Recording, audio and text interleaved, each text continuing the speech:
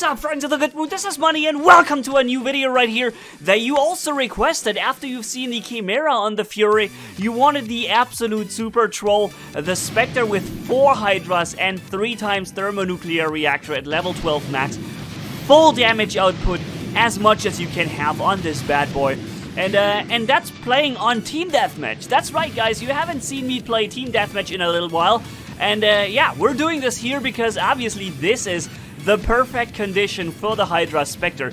You have mostly long-range based combat with people hiding behind cover that you can absolutely hammer on around the cover or from above.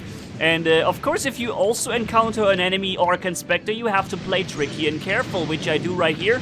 Trying to get this guy from the left and to the right, and you see he's taking a lot of damage, and every time he tries to shoot me, I just walk my robot butt behind the wall and make sure I can't be hit by this, whatever he does. He's shooting again. I target switch to the Fury with Tridents back there instantly before I kill the Spectre so that I do not lose my lock-on, right? Because one thing is horrible, you can't fire and reload the Hydra unless you fire the Hydra empty, so you have to be able to fire at something to be able to reload, right? And yeah, I think I might be able to... Am I still not getting him? Oh man, he is really careful, but he's done now. Okay, some Tulumbas got him somewhere, and that's good. So, 5-1 already, and my friends are also playing Hydras. I've got a HYDRA SPECTRE with me, I believe, who's also playing Hydras. And basically, this is what you do in Team Deathmatch. You try to be as damaging and as dangerous to the enemy team without exposing yourself to firepower from them, right? And that is basically the very definition of what a Orkan Spectre does. Just trying to shoot over cover and never have actually somebody shooting you. And what are we gonna go for here? I'm a little bit more brave now coming forward because I know I have a stealth jump. I saw the vortex coming in. I immediately reacted to jump backwards away from the vortex so that the vortex is unable to do any damage. I think I've seen the vortex fire on the other guy before, and that's why I was already aware of him, right? So whatever it is, maybe we're gonna even kill it now. Are we? Nope, he went behind cover, and he's healing up with the healing module now. Something is coming around the corner from there. Huh. This is a Mender, as you see right there. This, by the way, is literally as much damage as you can have in the HYDRA SPECTRE. There is no way to have any more damage output than this, other than maybe activating active modules. Okay, this could be something you could still do. But see, in front of us is the... it's not a HYDRA SPECTRE, it's a HYDRA Spiral Raven. That's what it is. Also an interesting setup because you can jump around so many times and always have a better impact angle for your weapons, right? Maybe I should try the Raven with Spiral and Hydra also sometime soon. Another way also would be a hover, right? Hovering up in the air and sending these things from so high up that there's literally nothing that breaks the line of sight or the possibility for your rockets to kill. Boom. Hey, come on! That was supposed to be my kill. Are you kidding me? The last shot was supposed to kill the dude. I don't know what happened there. But yeah, so let's keep going. We still have a lot of health. We still have everything we need. This guy's going down. Switching to a different target so that I can fire empty my weapons and not lose any damage output. Mr. Dimitri or something, he took a few hits and then he immediately healed back up. So I guess this is also another Mender? No, wait a minute. If it was a Mender, then it wouldn't be able to jump. It must be something with a healing module. Or maybe it was a Mender, yeah. You know what happened? A Mender healed him. Now I know what happened, okay. So it was actually a Spectre, but he got healed up by a Mender. That's what happened, okay. And that's why he was able to, you know, restore some health that he passively restored through a different player. Still here in safety, sending rockets from left and right, and then I was like, why am I not doing any damage? Aha! A Hize was sitting right next to my enemy and basically preventing any damage to go onto my target. But with this much fire output, and that's why I'm firing in single rockets now, you can even do a lot of damage to a Hize right here. Right, you see this? We're even draining the Hize shield. Unfortunately, the stupid targeting system decided to give me 3 different targets while jumping. But here's something. That's a Spectre, sorry, a Falcon in his weakness mode, like his resistance is down, and that's how he can deal a ton of damage. Look at this. Look how much damage he's getting. Jesus. And there he goes. Bye-bye, Falcon. It's a massive tank, but he had his resistance down, so not really much that was protecting him from that. And I'm going here with another Worm. It was single firing of these rockets, and then I find myself under attack by the Taran Spectre. I still got the guy in the back there, the Spectre with Tulumba or whatever it was. And I'm ready. I'm ready for this Hize here. Try to fire, keep firing single rockets in this very specific frequency where you fire one rocket after another. Why do I do this? Simply because this way you can drain the enemy shield. If you fire all 4 Hydras at the same time, they will all arrive at the same time, and so 4 Hydras will bring down the shield effectively. And if you fire them one at a time, then one rocket will take down the shield, finish it off, and all the other rockets are going to come in with a full damage output. And that's why against energy shields, no matter if you use Vortex, Aphid, Spiral, well actually Spiral is okay because it fires one after another anyways, but Hydra also, just fire them one at a time against shields. And see how much damage we do? This is a full Hize. I'm not sure, but I think it was level 12 Mark 1. I could be mistaken though, but I think it was Mark 2 12, the Mark 1 12. And we took down the entire energy shield in one salvo from these Hydras, because you actually have enough damage output in those 4. And that's insane. People really underestimate how much damage you can actually do altogether with the Hydras when they're fully leveled. 6 rockets times 4, so all your 24 rockets are a perfect hit. So, yeah. 21 versus 11. You see how well we are in the lead, right? And Valley, by the way, is also a great map to do this. Look how he's trying to go somewhere behind some kind of cover, but there's just nothing that covers him from this. There's just no safe spot against this. And look, there's another Hize coming in. He decided to end the fate of this HYDRA SPECTRE that we had. And I keep single firing him and not only bring down his shield, but also half the Hize afterwards. The only problem is that, as always, my landing gets stuck with the weapons hanging, stuck in the corner, not unable to walk behind cover and getting myself killed. I wanted to land on the rock so I can walk behind and drop behind the rock and then be safe and fire and kill the Hize. Unfortunately, that did not work because my jump was one of these I'm getting myself stuck on every little corner jumps, and that's how I was unable to walk back in safety. Because it takes you a good 5 or 10 seconds to walk away from this stuck position. What I'm doing here, I'm in high accelerated state showing you the rest of the match so you have an idea of what happened after the Spectre Hydra, so that we can see how much damage we've done. Maybe we have done around 300,000 damage, 350 maybe with the Mender, but the rest was all Hydra Spectres. Look at this, 10 kills, 1.6 million damage altogether, and 28 versus 16. This is the ideal setup for Team Deathmatch and Hydra altogether. Let's have another match right here, jumping into Beacon Rush now. Since Team Deathmatch was the first one, I wanted to also have a look at some other team-based game modes that require some active playstyle, right? How well could you do on a Beacon game mode?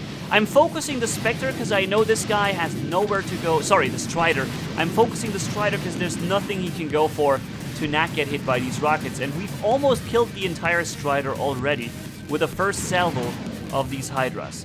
And now the next salvo should be able to take care of him. Actually, I stopped firing at him because I see the Spectre with Tulumba over there, and I know he has used his stealth. And there you see, a 100% Spectre bit the farm. Maybe you even do more than 100,000 damage. We should really test the amount of damage. I think I'm doing this during a next live stream or so. We're gonna try and fight my own robot and fire a full salvo of Hydras in there. Or wait a minute, you know what? I could make this during the intro of this video. Yeah, this could be. Alright, so forget what I've said.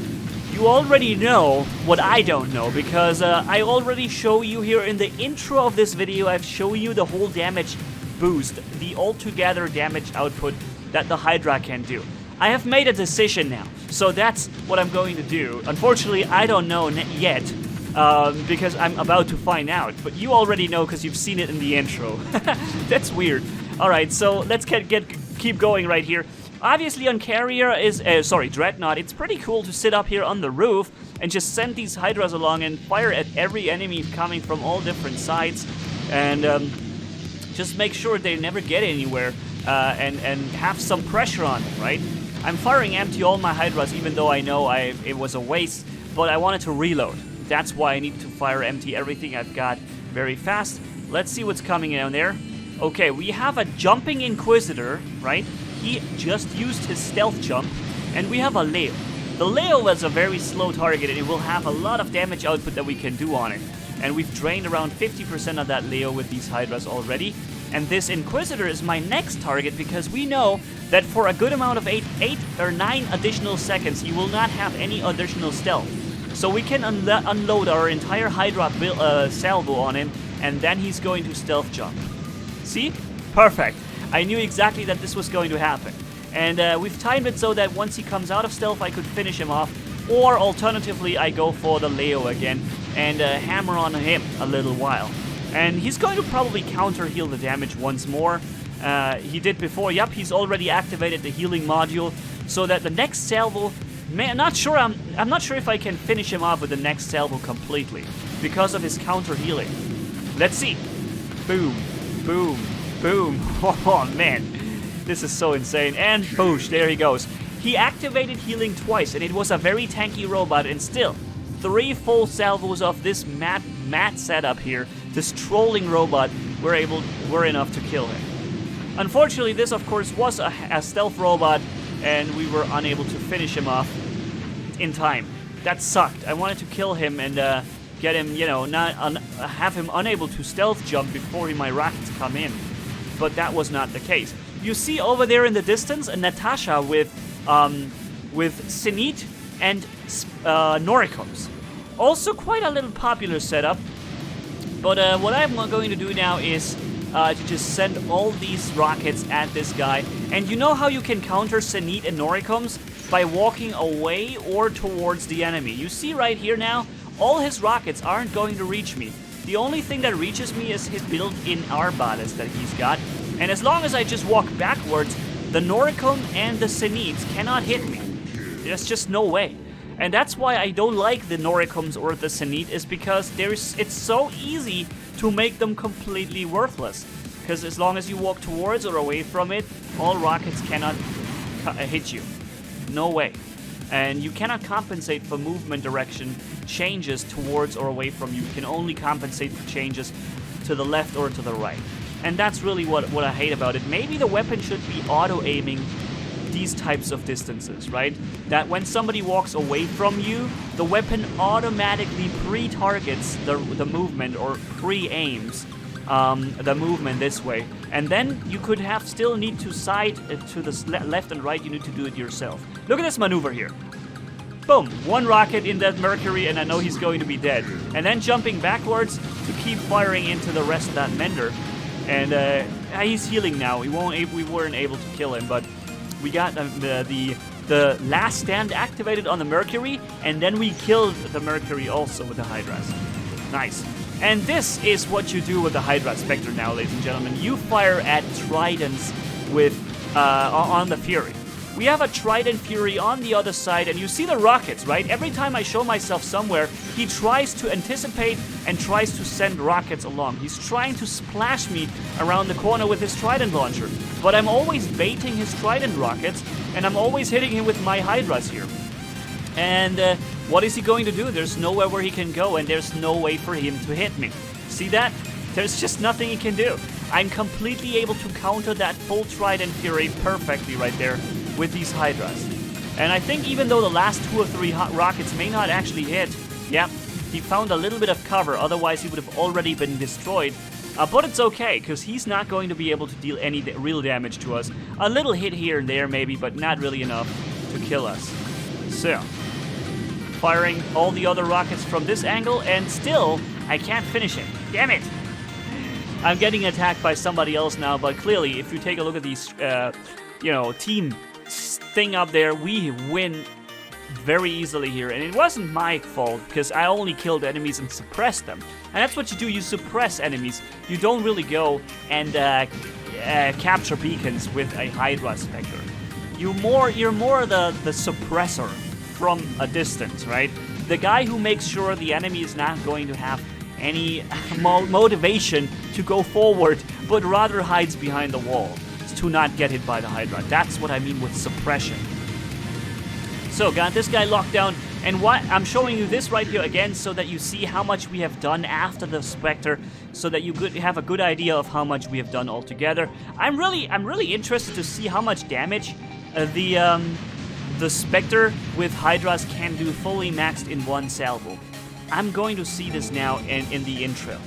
But because I haven't seen it yet. So, 1.6 million damage again in this round 2. This time it was Beacon Rush and not Team Deathmatch. But yeah, so this was the video you guys requested.